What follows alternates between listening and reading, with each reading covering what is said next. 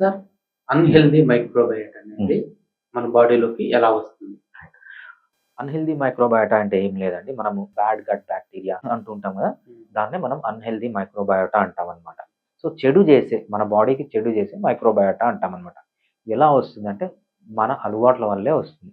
Especially drugs తీసుకుంటున్నారంటే especially antibiotics గానీ, anti fungals గానీ, anti protozoans అని ఇవన్నీ ఏం జేస్తుందంటే చెడు చేసే బ్యాక్టీరియానే కాకుండా మంచి చేసే బ్యాక్టీరియాని కూడా చంపేస్తుంది. ఓకే. సో, ఎప్పుడైతే ఇది చనిపోతుందో అన్‌హెల్తీ మైక్రోబయోటా అనేది డెవలప్ అవుతుంది.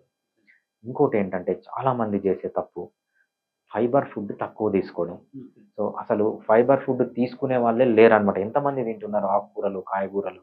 సో, చాలా తక్కువ తింటున్నారు. ఎప్పుడైతే ఫైబర్ వాటికి దొరకదో ఆ మైక్రోబయోటాకి అవి ఏం చేస్తాయంటే ఫుడ్ లేక చనిపోతాయన్నమాట. ఓకే. సో, దాన్ని కూడా మనం అన్‌హెల్తీ మైక్రోబయోటా అంటాం. ఇంకోటేంటంటే చాలా మంది చేసే తప్పు ప్రాసెస్డ్ ఫుడ్. హ్మ్. మనం చిన్న పిల్లలు చూస్తుంటాం చూసారా? చిప్స్ తింటారు, కుర్కురే తింటారు. ఇవన్నిట్లో ఏం చేస్తారంటే, అవి షెల్ఫ్ లైఫ్ పెంచడానికి దాంట్లో ఎమల్సిఫైయర్స్ అని యాడ్ చేస్తారనమాట. ఈ ఎమల్సిఫైయర్స్ ఏం చేస్తాయంటే, ఏదైతే మనం ఆ మ్యూకస్ మెమ్బ్రేన్ మనకు ప్రొటెక్ట్ చేస్తుంది. ఈ మైక్రోబయోము మన ఇంటెస్టైన్ అటాక్ చేయకుండా ఒక వాల్ ఉంటుందనుకున్నాం కదా! ఈ మ్యూకస్ మెమ్బ్రేన్‌ని దెబ్బతీస్తాయన్నమాట. ఓకే. ఎప్పుడైతే ఈ మ్యూకస్ మెమ్బ్రేన్‌ని దెబ్బతీస్తాయో, ఆ మ్యూకస్ మెమ్బ్రేన్ అంతా పోయి ఈ కుర్కురేలు, ఈ చిప్స్, ఈ ప్రాసెస్డ్ ఫుడ్ ఇవ్వడం వల్ల ఇది డైరెక్ట్‌గా పోయి దాన్ని అటాక్ చేస్తుందనమాట. చెడు బాక్టీరియా డెవలప్ అవ్వడానికి ఉంటుంది. ఇంకోటేంటంటే ఆర్టిఫిషియల్ స్వీటనర్స్. హ్మ్. ఎస్పెషల్లీ మనోళ్ళు డైట్ కోక్ అని, ఆ కోక్ అని, ఈ కోక్ అని, అవును. ఆహ్, షుగర్ ఫ్రీ ఫుడ్ అని తింటున్నారు. దీనివల్ల జరిగే మేజర్ ప్రాబ్లమ్ ఏంటంటే ఈ ఈ మైక్రోబయోటాని చంపేస్తాయి. ఇవన్నీ ఆర్టిఫిషియల్ స్వీటర్స్. మనం ఏమంటామంటే నేను ఒక అమ్మాయిని చూస్తాను జిమ్‌కొస్తది. 24 అవర్స్ డైట్ కోక్ తాగుతా ఉంటది. 24 అవర్స్. హ్మ్. ఎందుకు డైట్ కోక్ తాగుతావంటే హెల్తీ గదా! అందుకే తాగుతా. హ్మ్. అంటే ఆర్టిఫిషియల్ స్వీటనర్స్ అనేవి అంత డేంజరస్ అన్నమాట. ఓకే. మైక్రోబయోటా పైన యాక్ట్ చేస్తాయి.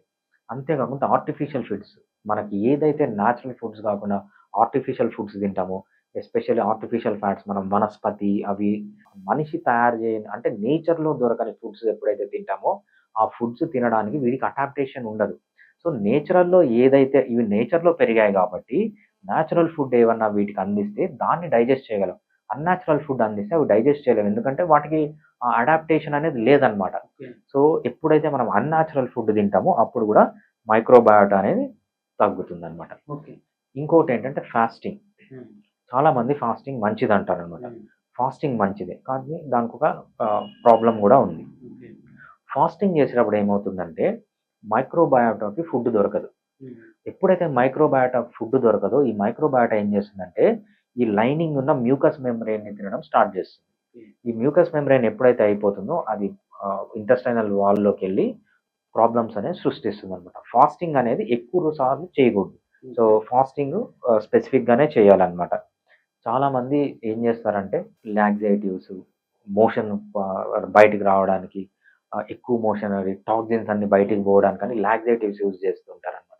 ఈ లాక్సేటివ్స్ యూజ్ చేసినప్పుడు ఏమవుతుందంటే గట్టులో మంచి కదలికలొచ్చి వాటర్ లాగా మొత్తం మైక్రోబయోటా దానికి ఇంపార్టెంట్ అయిన మ్యూకస్ అన్నీ ఎళ్ళిపోతాయన్నమాట. ఈ మ్యూకస్ ఎప్పుడైతే ఎళ్ళిపోతుందో మైక్రోబయోటా కూడా ఎళ్ళిపోయి మనకు అన్‌హెల్తీ మైక్రోబయోటా దొరుకుతుందన్నమాట. ఇంకో ఇంపార్టెంట్ పాయింట్ ఏంటంటే ఈ స్వీటనర్స్ గురించి మనం చెప్పినప్పుడు మనం నేచురల్ స్వీటనర్స్ హ్మ్. తినొచ్చు. ఆర్టిఫిషియల్ స్వీటనర్స్ ఏవైతే మనకు ఆర్టిఫిషియల్ స్వీటనర్ మనకు స్వీటనర్స్ 2 రకాలుంటాయి. నేచురల్ స్వీటనర్స్, ఆర్టిఫిషియల్ హ్మ్. స్వీటనర్స్.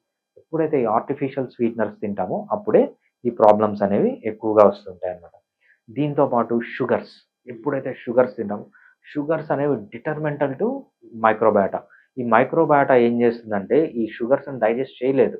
సో, ఈ డైజెస్ట్ చేయలేక ఈ ప్రాబ్లమ్స్ అన్నీ మనకు వస్తాయన్నమాట. ఇంటెస్టైనల్ మైక్రో విల్లై దెబ్బతిని ఎప్పుడైతే ఆ బ్యారియర్ అనేది దెబ్బతిందో అప్పుడు ప్రాబ్లమ్స్ అనేవి స్టార్ట్ అవుతాయి.